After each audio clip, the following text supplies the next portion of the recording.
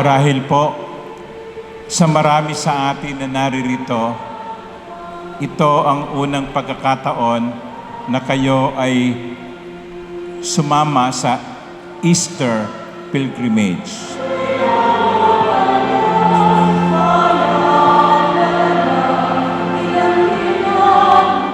Sapagkat karaniwan po ay Lenten pilgrimage. Ginagawa ang pilgrimage sa panahon ng Kwaresma.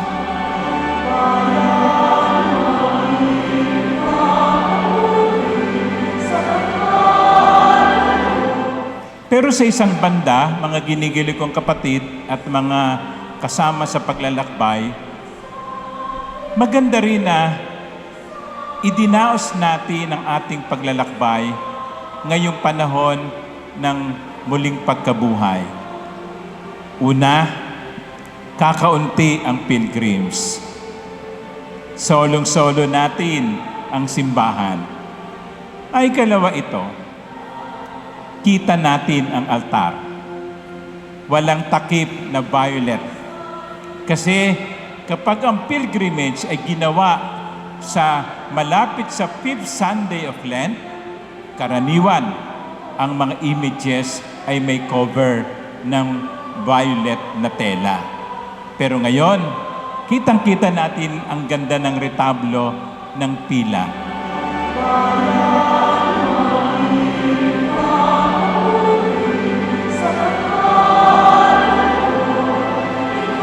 Anong pangatlong kadahilanan at maganda na idinaos natin ang Easter pilgrimage? Ipinaaalaala sa atin yung madalas kong sinasabi sa inyo, isang araw lang ang Biyernes Santo, 50 araw ang Easter season.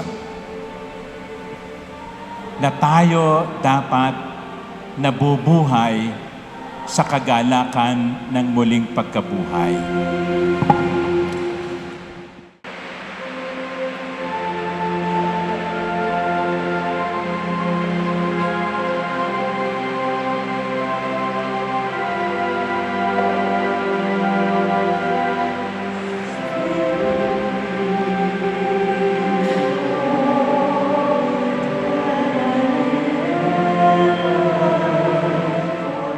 May mga pagkakataon na tayo ay dumaraan sa mga kalungkutan tulad ng Biyernes Santo.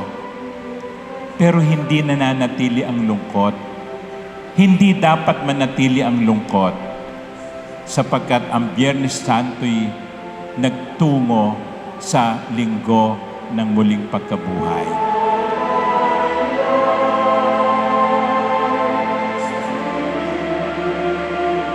Ano yung sabi ko sa inyo noong Easter Vigil?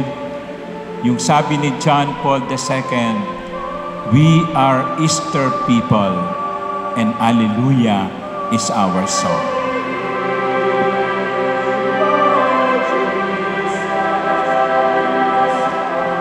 Kung meron masiguro na isang mensaheng paulit-ulit na sinasabi ang banal na kasulatan, ito'y walang iba kundi, huwag kang matakot.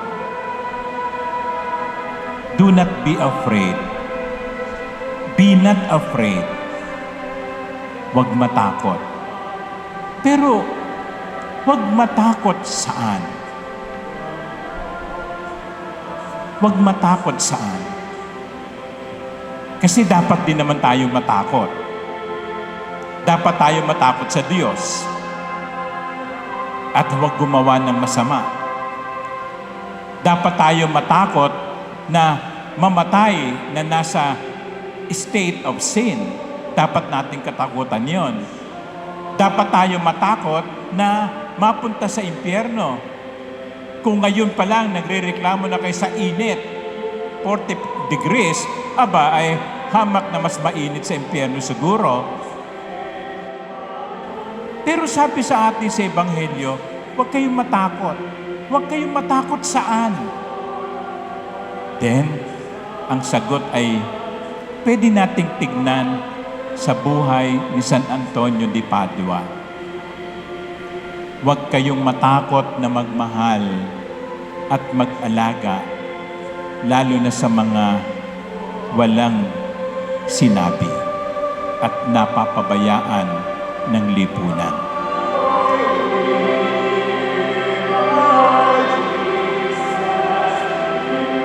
Sapagkat si San Antonio, nung siya'y buhay pa, ay nagpakita ng kanyang pagmamalasakit sa mga dukha. Huwag tayong matakot na magmahal at masaktan. Huwag tayong matakot na maglingkod kahit na walang pabuya at walang katapat na gantimpala.